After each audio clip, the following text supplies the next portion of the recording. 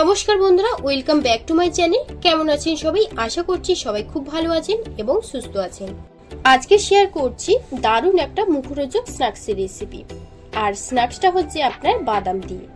বাদাম তো আমরা কম বেশি সবাই পছন্দ করি, তবে সেই বাদাম যদি একটু স্ন্যাক্স হিসেবে বানানো যায় তাহলে তো কিন্তু খুবই ভালো হয়। আর বাদামের এই স্ন্যাক্সটি চায়ের সাথে বা কখনো স্ন্যাক্স কিন্তু খেতে চাইলে এই স্ন্যাক্সটা কিন্তু অনায়াসেই খাওয়া যায়। আর এই স্ন্যাক্সগুলো বানিয়ে ফ্রিজ ছাড়া বেশ কিছুদিন ধরেও রাখা যেতে পারে। আপনাদের সাথে অনেক রকম স্ন্যাক্সের রেসিপি আমি শেয়ার করেছি, তবে আমার কাছে এই রেসিপিটা সবার থেকে একদম সম্পূর্ণ আলাদা একটি রেসিপি, মানে বলতে পারেন সেরার একটি রেসিপি। এই রেসিপিটা আপনারা ইউটিউব ঘাঁটলেও কিন্তু খুঁজে পাবেন না। ভিডিওটা প্রথম থেকে শেষ অবধি দেখুন, আশা করব আজকের রেসিপি আপনাদের খুব ভালো লাগবে।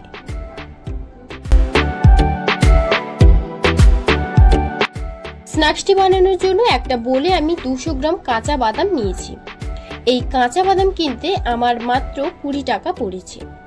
এই 20 টাকার বাদাম দিয়ে আমার বেশ অনেকখানি স্ন্যাক্স হয়ে যাবে। আপনারা শেষ অবধি ভিডিওটা দেখতে থাকুন।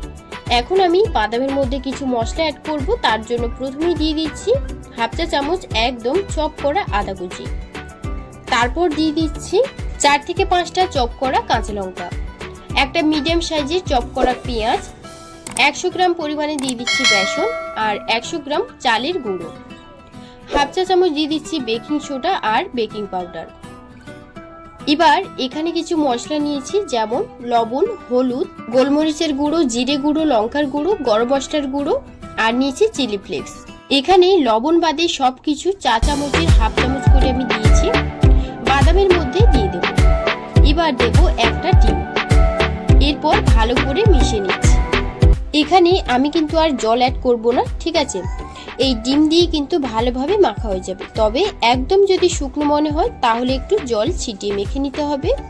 তবে জল না দেওয়াই ভালো, পারলে জলের পরিবর্তে আবারও একটা ডিম দেওয়া যেতেই পারে। তো ভালো করে সবকিছু একসাথে মিশিয়ে নিয়েছি। দেখুন একদম শক্ত করে মেখে নিয়েছি। এবার পকোড়া হিসেবে 3 থেকে 4টে একসাথে ভেজে নেব। তবে আপনারা এক একটা করে কিন্তু ভাজতে পারেন। পকোড়াগুলো ভাজার জন্য একটা প্যানে আমি বেশ কিছুটা তেল দিয়ে দিচ্ছি। তারপর তেলটা গরম হলে পকোড়াগুলো এক এক করে তেলের মধ্যে দিয়ে দেব।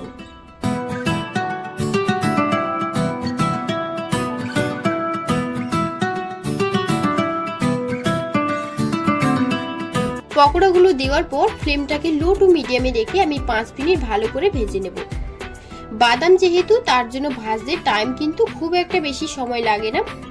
আর স্ন্যাক্সগুলো ভাজার কিছুক্ষণ পরে মানে ঠান্ডা হলে এতটাই মুচমুচে হয়, খেতেও কিন্তু দারুণ লাগে। এক পিঠ হয়ে গেলে আর এক পিঠ সেম ভাবে ভেজে নিচ্ছি।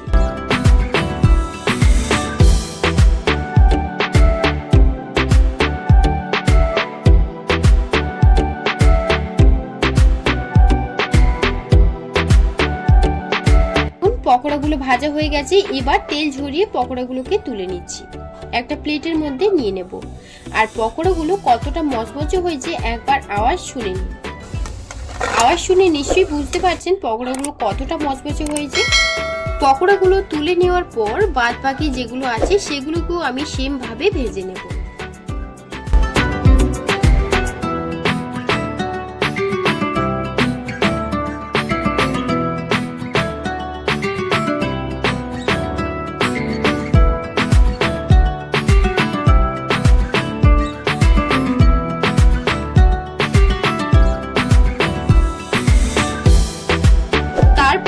পকোড়াগুলোকে আমি তুলে নেব। পকোড়াগুলো তুলে নেওয়ার পর আপনাদের দেখাচ্ছি, দেখুন কেটে দেখাচ্ছি একটা কতটা মচমচে হয়েছে। দেখুন একবার। এই স্ন্যাক্সের সাথে টমেটো সস আর কাসুন্দিটাই ভালো লাগে, তাই টমেটো সস আর কাসুন্দি দিয়েই সার্ভ করেছি। আপনারা যে কোনো সস দিয়ে খেতে পারেন। তো আজকের রেসিপি ভালো লাগলে বাড়িতে অন্তত একবারের জন্য বানিয়ে দেখুন, খেতে খুব ভালো লাগবে। ভিডিওটা ভালো লাগলে লাইক ও শেয়ার করে রাখবেন। আর আমার রেসিপিগুলো যদি আপনাদের ভালো লেগে থাকে তাহলে একটা সাবস্ক্রাইব করে আমার পাশে থাকবেন। সাথে কিন্তু বেল বাটনটি ক্লিক করতে একদমই ভুলবেন না। আজকের মতো ভিডিওটা এই পর্যন্ত। আপনারা সবাই ভালো থাকবেন, সুস্থ থাকবেন। সবাইকে ধন্যবাদ জানিয়ে আজকের ভিডিও